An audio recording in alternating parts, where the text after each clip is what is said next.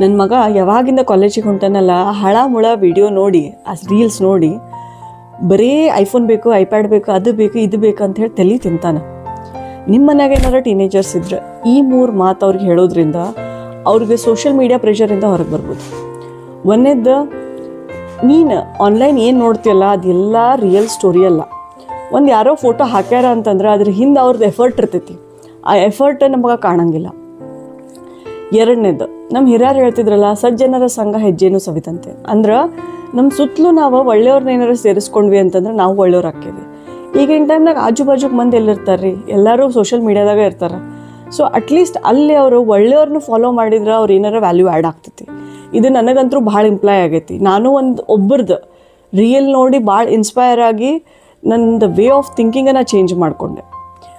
ಮೂರನೇದು, ಭಾಳ ಅಂದ್ರೆ ಭಾಳ ಇಂಪಾರ್ಟೆಂಟ್, ನಾನು ಹಾಕೋ ಫೋಟೋ ಅಥವಾ ವೀಡಿಯೋಕ್ಕೆ ಅವರು ಲೈಕ್ ಮಾಡಿ ಕಮೆಂಟ್ ಮಾಡಿದ್ರೆ ನಂದು ವ್ಯಾಲ್ಯೂ ಆ್ಯಡ್ ಆಕೈತಿ ಅಂತ ನಾ ಯಾಕೆ ಅನ್ಕೋಬೇಕು? ಅವ್ರು ಯಾರು ನನಗೆ ಸರ್ಟಿಫಿಕೇಟ್ ಕೊಡೋಕೆ? ಅವ್ರ ಲೈಕ್ ಕಮೆಂಟಿಂದ ನಾನು ನನ್ನನ್ನು ಹುಡ್ಕೊಂತ ಹೋದೆ ಅಂದ್ರೆ ನನ್ನನ್ನು ಕಳ್ಕೊಂಬಿಡ್ತೀನಿ. ಸೊ ಈ ವರ್ಲ್ಡ್ನಾಗ ಇಷ್ಟು ಫಿಲ್ಟರ್ಸ್ ಅದಾವೀಗ, ಆ ಫಿಲ್ಟರ್ನಾಗ ನಾನು ರಿಯಲ್ ಏನು ಅನ್ನೋದು ಕಲಿಬೇಕು. ನಾವು ಅವ್ರಿಗೆ ಏನು ಅರ್ಥ ಮಾಡಿಸ್ಬೇಕಂದ್ರೆ, ನೀನು ಬೆಳಕತ್ತಿದ್ದಿ ಆದ್ರೆ ನೀ ಇನ್ನೊಬ್ರ ಮುಂದೆ ಪರ್ಫಾರ್ಮ್ ಮಾಡೋಕತ್ತಿಲ್ಲ. ಅದನ್ನು ನಾವು ಅವ್ರಿಗೆ ಚೆಂದಂಗೆ ಎಕ್ಸ್ಪ್ಲೇನ್ ಮಾಡಬೇಕು. ಈ ಸೋಷಲ್ ಮೀಡಿಯಾ ಅನ್ನೋದೇನೈತಲ್ಲ, ಬರೇ ಒಂದು ಪರ್ಫೆಕ್ಟ್ ಇಮೇಜ್ ತೋರಿಸ್ಬೋದು ನಮಗೆ. ಆದ್ರೆ ರಿಯಲ್ ಲೈಫ್ ಅನ್ನೋದು ನಮ್ಮದು ಸ್ಟ್ರೆಂತ್. ನಾವು ಕಡಿತನ ನಮ್ಮದು ರಿಯಲ್ ಲೈಫ್ನಾಗ ನಾ ಏನದೇನೆ ಅನ್ನೋದು ನಾವು ಅರ್ಥ ಮಾಡ್ಕೋಬೇಕು.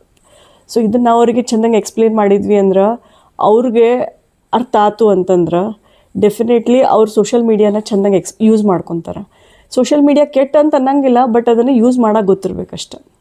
ನಿಮಗೂ ಇದು ವ್ಯಾಲ್ಯೂ ಆ್ಯಡ್ ಆಗಿದ್ರೆ ಲೈಕ್ ಮಾಡಿರಿ, ಕಮೆಂಟ್ ಮಾಡಿರಿ, ಶೇರ್ ಮಾಡಿರಿ, ಹಂಗೆ ಫಾಲೋನು ಮಾಡಿರಿ. ನಮಸ್ಕಾರ. ನಾನು ನಿಮ್ಮ ಮನೆ ಮಗಳು ರೇಷ್ಮಾ ಶಿವಳ್ಳಿ. ಜೊತೆಗೆ ಕಲಿಯೋನು, ಜೊತೆಗೆ ಬೆಳೆಯೋನು.